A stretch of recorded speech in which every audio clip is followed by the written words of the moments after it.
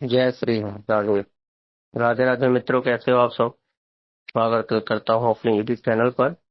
आज मैं बात करूंगा, मैक्सिमम लोगों के हाथ में होती है लेकिन उसका प्राय सफल मतलब इस्तेमाल नहीं कर पाते, कोई भी हो। मेरा जो आज का टॉपिक है, मैं बात करूंगा कि मस्त भाग्य रेखा के बारे में।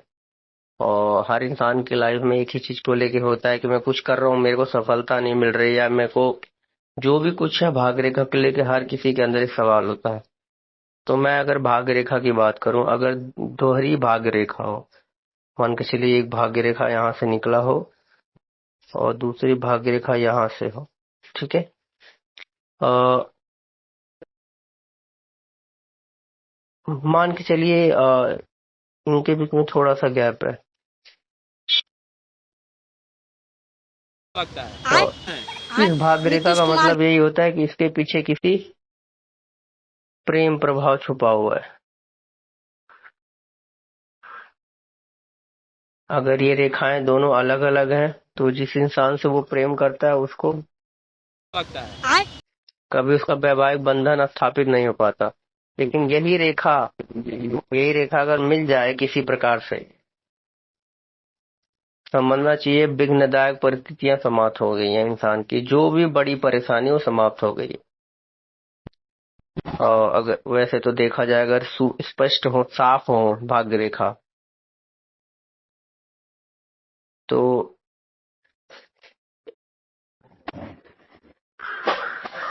अगर यही रेखा धुंधली हो, साफ दिखाई ना देती हो, तो केवल नाम मात्र की जातक भाग्य में विश्वास नहीं करते।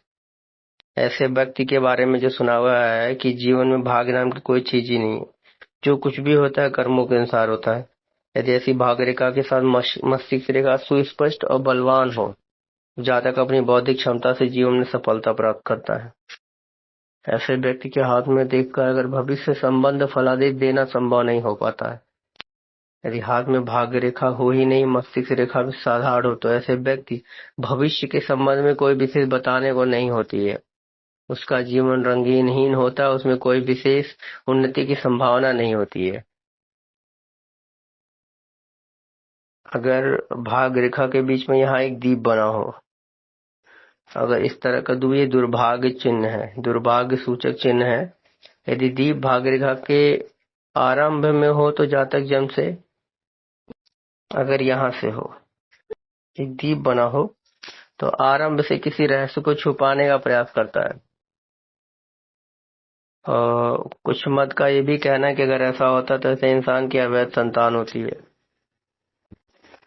अगर भाग्य रेखा में शुक्र से कोई रेखा करके मिल जाए, अगर भाग्य रेखा में शुक्र से अगर कोई रेखा मिल जाए तो दूसरे आरंभ में दीप चिन्ह हो, तो हाँ, यहाँ पे दीप चिन्ह बन जाए,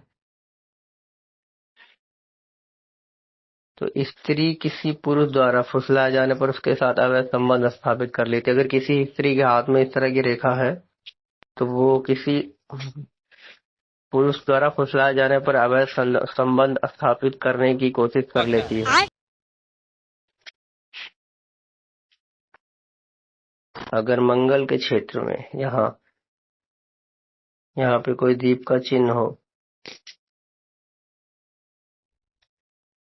जातक का जीवन कठिनाई और संघर्ष से भरा पड़ा रहता है और उसके एक टाइम के बाद उसकी जीवनी की वृत्ति समाप्त हो जाती है। यह चिन्ह धन हानि का भी सूचक होता है। अगर ये मंगल के बिल्कुल सीध के आसपास है तो ये धन हानि का सूचक भी होता है। अगर मस्तिष्क रेखा के आसपास दीप बना हो, मस्तिष्क रेखा के आसपास अगर दीप बना हो, तो उस इंसान की मूर्खता और मस्तिष्क विकार का जीवन में क्षति पहुंचने का ये सूचक है। ऐसे लोगों के अगर हाथ में है तो वो मूर्खता वाले कार्य बहुत करते हैं।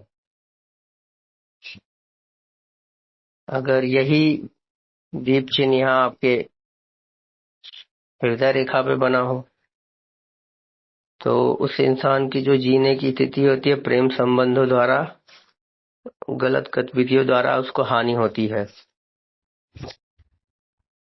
अगर मान के चलिए यहाँ पे एक दीप चिन्ह बना हो, तो उस जातक को समझना चाहिए कि उसकी जो लाइफ है गरीबी और धनहीनता में बीतने वाली है। यदि भाग रेखा पर एक क्रॉस चिन्ह हो, यहाँ पे एक क्रॉस चिन्ह हो, तो अत्यधिक दुर्भाग्य का सूचक है और ये मृत्यु का भी सूचक है। और भाग्य का अंत अपमानजनक से मृत्यु होता है बहुत। और इस चिन्ह का अर्थ यह कि जातक के जीवन का अंत फांसी के तख्ते पर होगा। अगर यहाँ एक दीप बना और एक क्रॉस बना हो तो इंसान की मृत्यु फांसी के तख्ते, मतलब उसको इस तरह की सजा मिलती है जो एक इंसान सोच नहीं सकता है। धन्यवाद।